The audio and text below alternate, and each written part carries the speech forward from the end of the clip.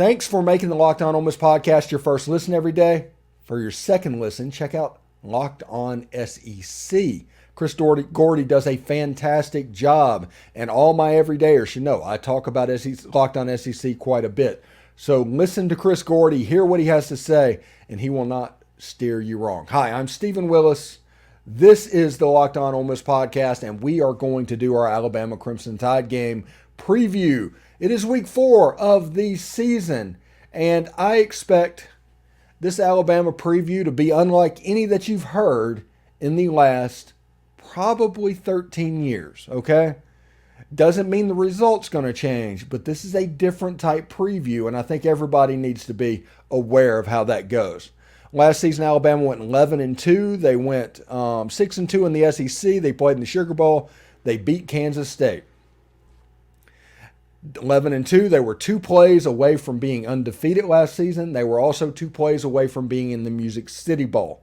And Bryce Young is probably the reason that they avoided the Music City Bowl.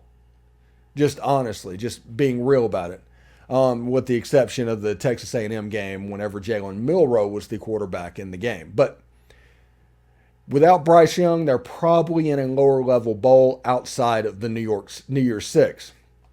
Now, this is Alabama, right? We all know how this works, picking with Alabama. You know the deal. You have one of the 4 best teams in college football before spring ball starts.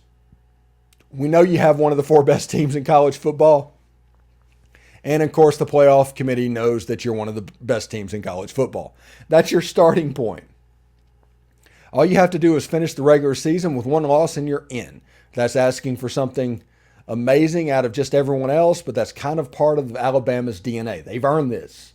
The bar is set based off of this. It's an extremely high bar, and 99% of the schools in the NCAA would never hit it. 2 losses, no matter how they happen, and they're not in. Because if they get in, people are going to lose their mind, and when the playoff expands, then you can get in with 2 losses, Alabama. That's the deal, and it has worked out really well over the last 14 years going for Alabama. Now, there's 5 questions that they talked about for Alabama spring practices and going into fall camp, okay? And I'm not going to list all 5 because I don't know if it's necessary.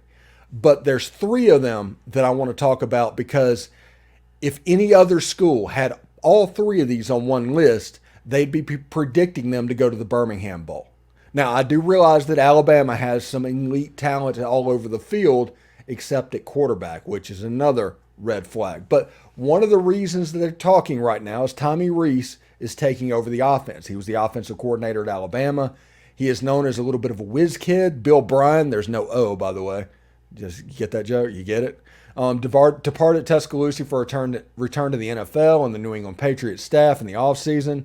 Under O'Brien's watch, Alabama's offense finished first in the SEC in scoring in 21 and tied for second last year. Although O'Brien's offense were effective on the stat sheet, few fans in Tuscaloosa were upset at his return in the NFL. Notre Dame offensive coordinator Tommy Reese was hired to replace O'Brien, and this spring is the first chance for the former Fighting Irish quarterback to get a look at an offense and implement any tweaks or changes, okay? Tommy Reese has a chance to be a really good quarterback. This is, make no mistake, an answer to Georgia winning back-to-back national championships, protecting the defense, doing the stuff similar to what Alabama was doing in 2011 and 2012. Georgia has been doing that and has completely taken over college football. So Alabama is trying to copy Georgia. This isn't a bad thing. All sports are copycat leagues, and Tommy Reese fits similarly to what Todd Monken did as well. He relies heavily on tight ends. There's a lot of them there. We could not name skill position players on Alabama's team going into fall camp. The offense is going to be a little bit sparse, and they just lost Bryce Young. Now, the next thing that pops up is the Ty Simpson versus Jalen Millrow at quarterback. I am of the opinion that if they're going to go full A.J. McCarron, they need to go full A.J. McCarron and put Ty Simpson at quarterback. If you try to do things like Jalen Millrow, like the quarterback that was there Lane Kiffin's first year, I forget his name. Sorry about that. And it's brain surgery moment. If you give him that and do that, he might have good numbers. He might do whatever he can do, but he's not going to win a national championship. I don't think Jalen Millrow can win a national championship at Alabama. I think Ty Simpson can, but as a game manager. So knowing going to that from Bryce Young in such a quarterback-dependent offense, Alabama is going to look weird. Now, those are two major things that Alabama has to overcome. What's the third one? Well, the third one is they need to replace Will Anderson and other key faces up front. They have a heavy turnover on their defense, and I get that Alabama gets the benefit of the doubt, and I'm about to give them the benefit of the doubt. But they have a new defensive coordinator as well. But Will Anderson is gone. DJ Dell is gone. Brian Young is gone. Henry To'oTo'o is gone. Jalen Moody is gone. Now, Dallas Turner is going to be the defensive end rush guy on this defense. And there's other players that are pretty supremely talented as well that could step up, but they still have to.